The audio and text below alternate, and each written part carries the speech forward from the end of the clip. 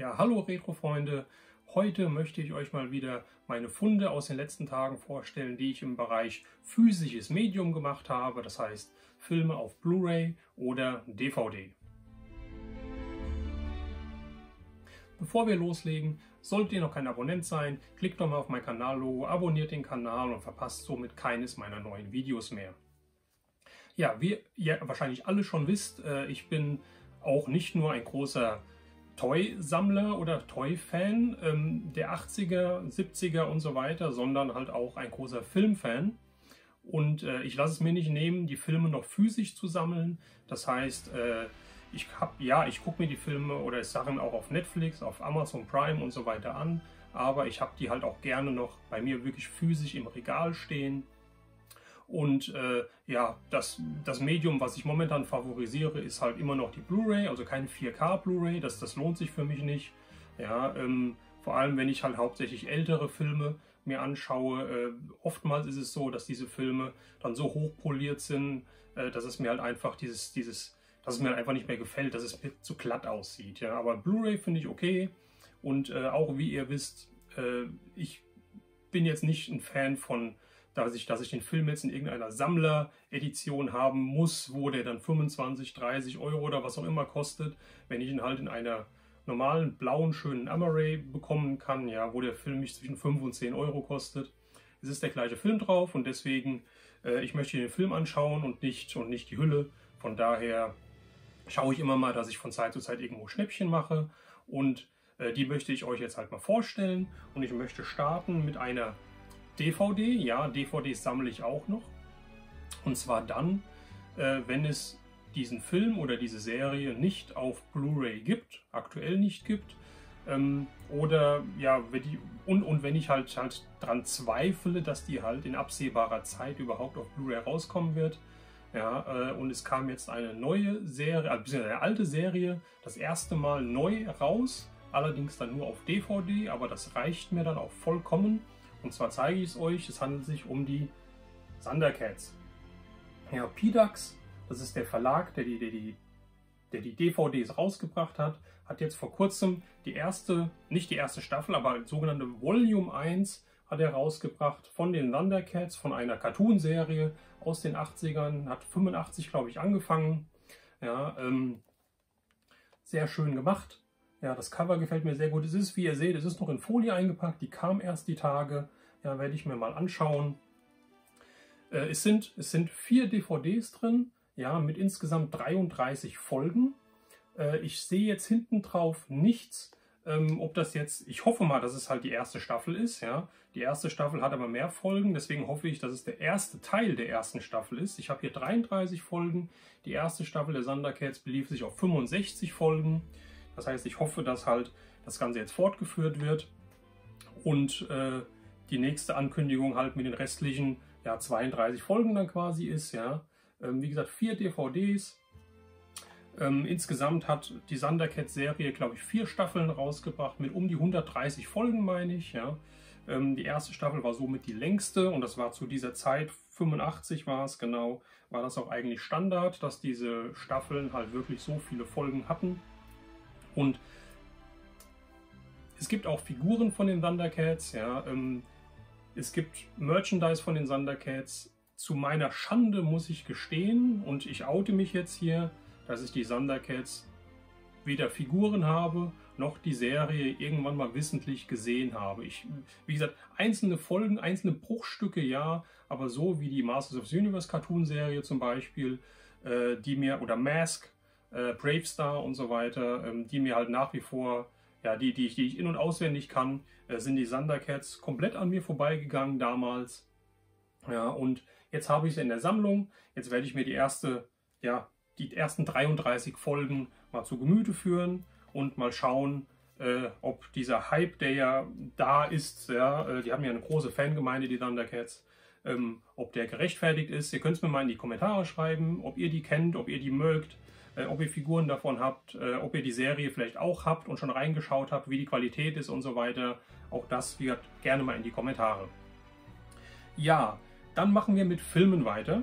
Und zwar habe ich die Filme jetzt einfach mal so ein bisschen chronologisch sortiert nach dem Erscheinungsjahr.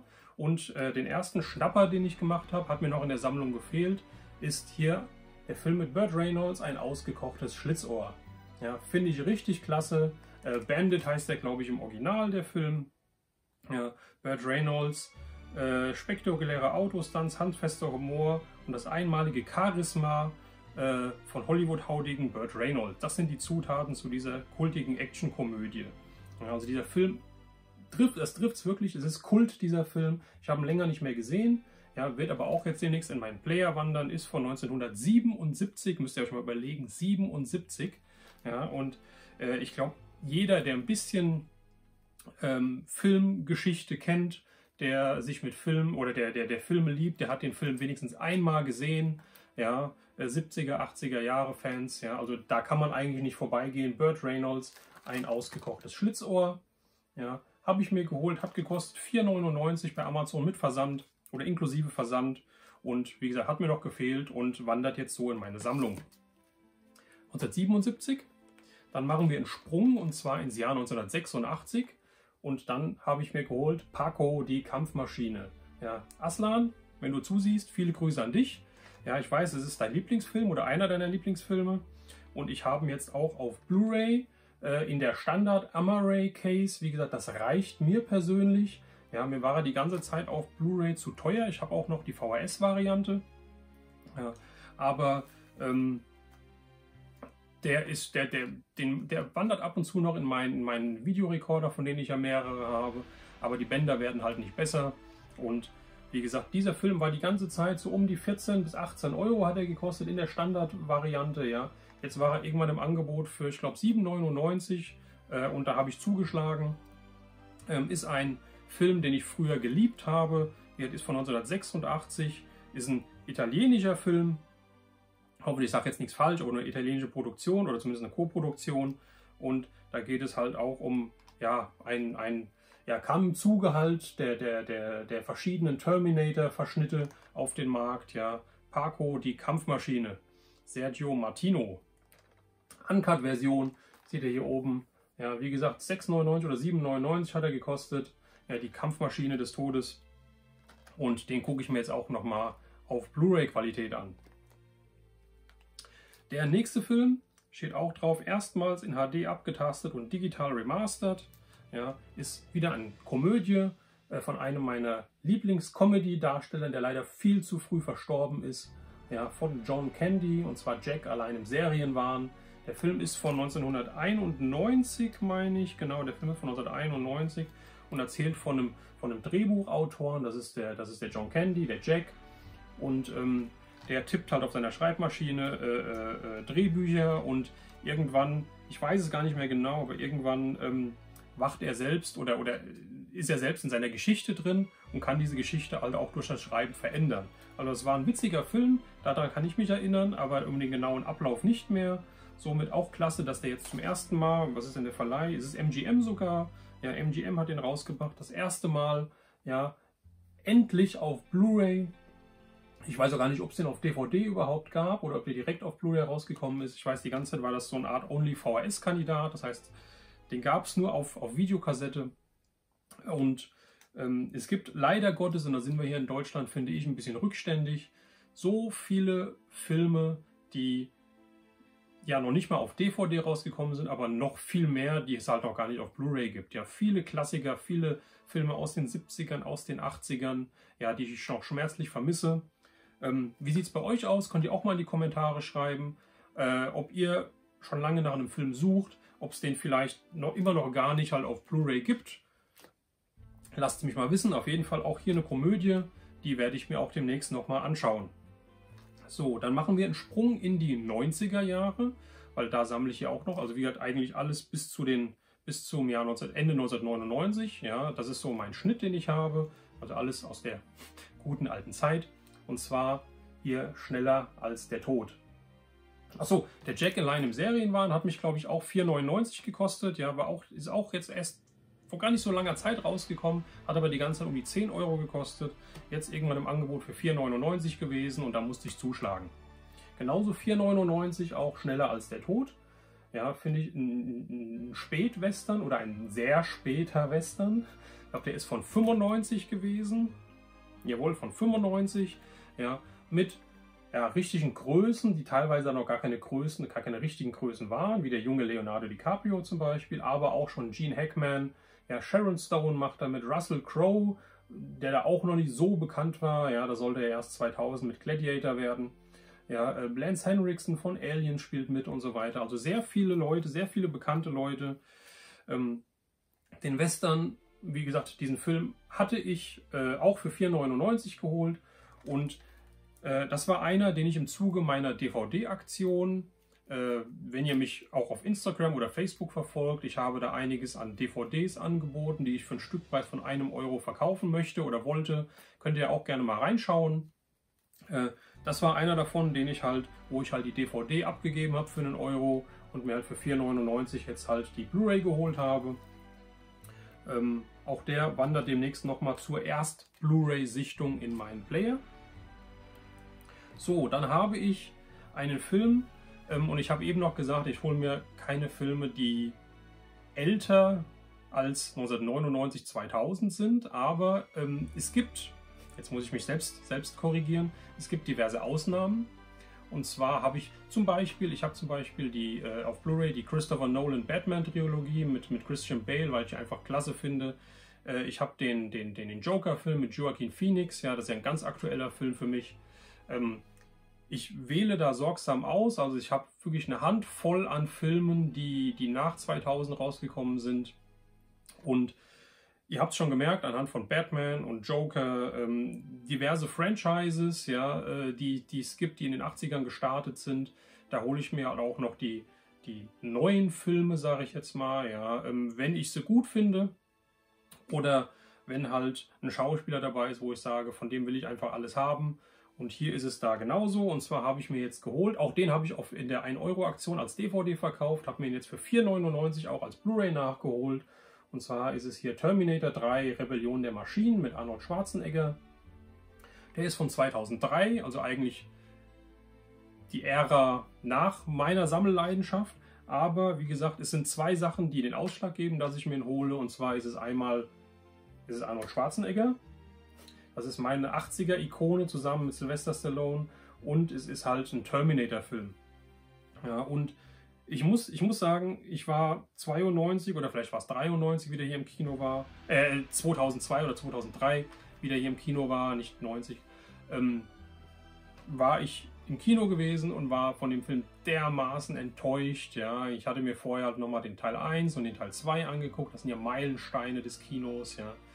Und war dermaßen enttäuscht, dass ich den halt sehr, sehr lange Zeit nicht mehr geguckt habe. Ich glaube, ich habe den noch einmal, wie ich mir auf DVD geholt habe, auf DVD angeschaut. Da hat er mir aber auch nicht so gut gefallen. Und wie ihr seht, das Ganze ist auf. Ja. Gerade gestern Abend habe ich den nochmal auf Blu-ray, habe ich mir diese Blu-ray angeschaut. Und ich muss sagen, ganz so schlecht finde ich ihn dann doch nicht. Ja, wie gesagt, für 4,99 €. Was mich stört, ist halt der John Connor, ja, Verschnitt. Ja, der Typ, der den John Connor spielt, der hat mich gar nicht überzeugt. Ja, von der Story her, sei es mal dahingestellt, aber für so zwischendurch mal alle paar Jahre mal anzugucken, denke ich mal, ist das vollkommen okay. Und auch in einem Blu-ray für 4,99 € kann man da nichts falsch machen. Terminator 3. So, dann wird es noch später in den Jahren. Und zwar müsste das 2015 schon sein, also auch schon wieder 6 Jahre her. Und zwar habe ich mir hier den Terminator Genisys geholt.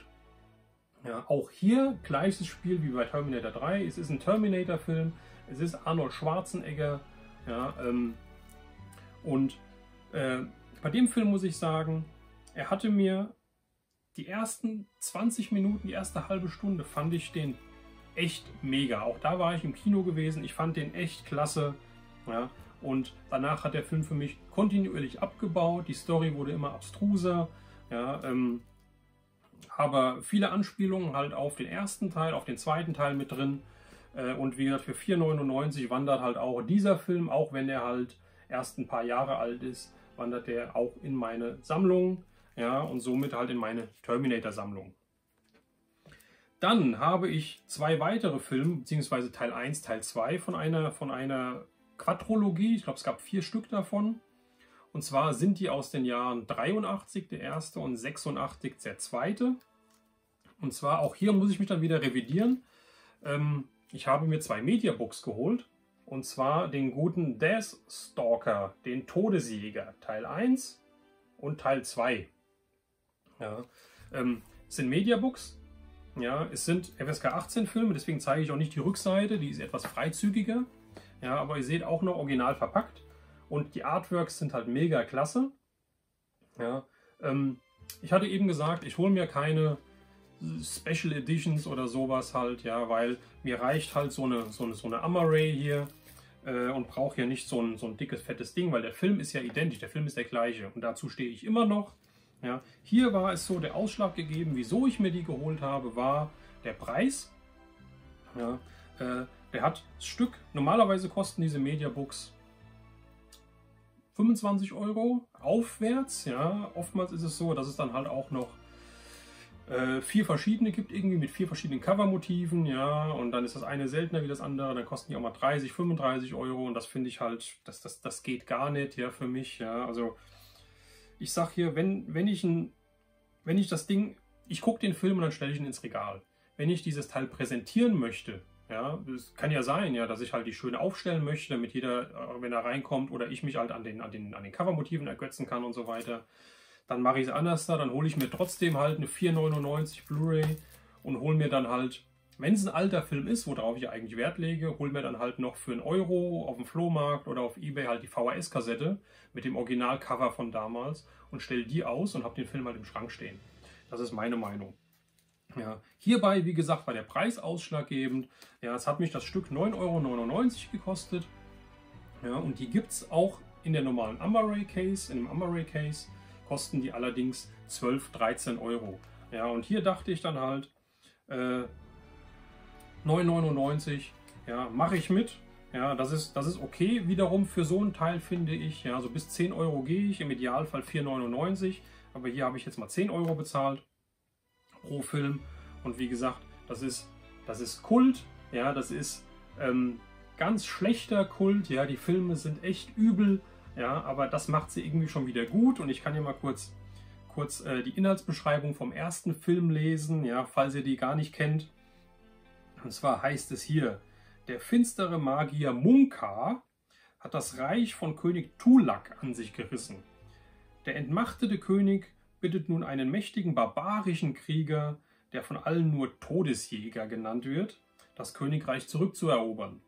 Als Belohnung erwarten den Todesjäger neben Reichtum und Ruhm auch Tulaks Tochter, die gute Tochter, ja, das sind immer diese halbnackten Frauen, die in diesen Barbarenfilmen in den 80ern mitgespielt haben. Tulaks Tochter, die hübsche Prinzessin Kodil, die von dem Thronräuber als Sexsklavin gefangen gehalten wird. Natürlich, ja, bei diesen Barbarenfilmen immer Sex und Barbaren, Sex und Blut, ja, rollende Köpfe, bla bla bla. So, doch diese Reise ist voller Gefahren und unangenehmer Überraschungen. Ja, der ganze Film geht 80 Minuten. Ja, das ist eigentlich auch Standard für diese Teile. Ja, ich finde, die Artworks sind klasse, weil das ist das Original-Artwork. Ja, der Film ist von 83. Ja, es ist eigentlich, für viele sind es Klassiker, für viele ist es Schund. Ja, für mich ist es einfach köstliche Unterhaltung mit einem Eimer Popcorn, ja, daneben. Man muss es mögen. Man muss es mögen, sage ich mal so. Und hier steht halt auch, habe ich auch gerade gesehen, mit Playboy Superstar Barbie Benton. Ja, also da spielen immer fast schon Laienschauspieler teilweise mit. Ja, Hauptsache, sie sind freizügig gekleidet, ja, sie haben einen schönen Körper, ja, und was soll ich sagen? Und es gibt viele Kampf- und Schwerter-Szenen, ja, wo halt wirklich Körperteile umherfallen und so weiter. Also es ist eine Mischung aus Gore und Sex, ja. Aber wie gesagt, es ist Kult. Ja, und der zweite Teil, wenn ihr das wollt, lese ich auch mal kurz vor. Und zwar spielt den Death Stalker in jedem Film irgendwie ein anderer. Hier heißt es jetzt, Death Stalker ist ein Mann aus Stahl. Mit viel Humor und auch einem Sinn für das gute Leben. Ja, also hat es schon ein bisschen gewandert vom ersten Teil. Nach einem Raubzug, bei dem er der Zauberin Sultana ein wertvolles Artefakt gestohlen hat, trifft er die Seherin Rena, die ihrerseits gerade von den Wächtern des Königs flieht, da ihre Prophezeiungen diese nicht erfreut haben. Prophezeiungen, naja. man kann sagen, Prophezeiungen sind eine Prophezeiung, da muss der König halt mit leben. Auf ihrer gemeinsamen Flucht erfährt er, dass Rina eigentlich Prinzessin Iffi ist. Aha. Die aus ihrem Reich von dem hinterhältigen, finsteren Magier Yerak vertrieben wurde. Gemeinsam machen sie sich auf den Weg und überwinden magische Hindernisse und menschenfressende Amazonen, um den Thron zurückzuerobern. Wird es ihnen gelingen, als Herrscher dort gemeinsam Platz zu nehmen? Wird es ihnen gelingen? Man weiß es nicht, man munkelt es nur und man muss den Film gucken. Ja, Deathstalker 2, der Todesjäger, Duell der Titanen ist der Untertitel. Ja. Todesjäger heißt er halt im Deutschen, ja, im Original heißt er halt Deathstalker. Ja, und hier beim zweiten Teil ist die, was heißt es? Die Uncut-Kinofassung plus den Director's Cut, ja, ist hier beinhaltet. Und zwar, gerade mal gucken, der Director's Cut geht 77 Minuten und die normale Fassung geht 85 Minuten, die Kinofassung, glaube ich, wenn ich das richtig hier lese. Ja, also was jetzt im Director's Cut anders da ist, was der Regisseur, der Director anders da haben wollte, werde ich auch noch in Erfahrung bringen. Ja, und ich werde mir den Film auch nochmal anschauen. Und ja, was haltet ihr von diesen Filmen? Kennt ihr die? Sagt ihr, das ist Schund, dafür gebe ich kein Geld aus? Oder sagt ihr, das ist Filmgeschichte, ja, das ist klasse, auf so Filme stehe ich? Schreibt es in die Kommentare, es interessiert mich. Ja, ansonsten könnt ihr mir auch gerne nochmal in die Kommentare schreiben, wie ihr zu den Filmen steht, die ich euch hier präsentiert habe, ob ihr die euch auch geholt hättet, auch zu dem Preis, oder ob ihr sagt, ich möchte halt nur Mediabooks haben oder mir reichen auch die Amarays zu einem günstigen Preis. Ja, lasst es mich wissen, interessiert mich. Ja, das soll es gewesen sein von mir. Wie gesagt, wenn euch das Video gefallen hat, gerne einen Daumen nach oben, lasst einen Kommentar da, abonniert den Kanal, wenn ihr noch kein Abonnent seid und wir sehen uns beim nächsten Video. Euer Retro Rauner.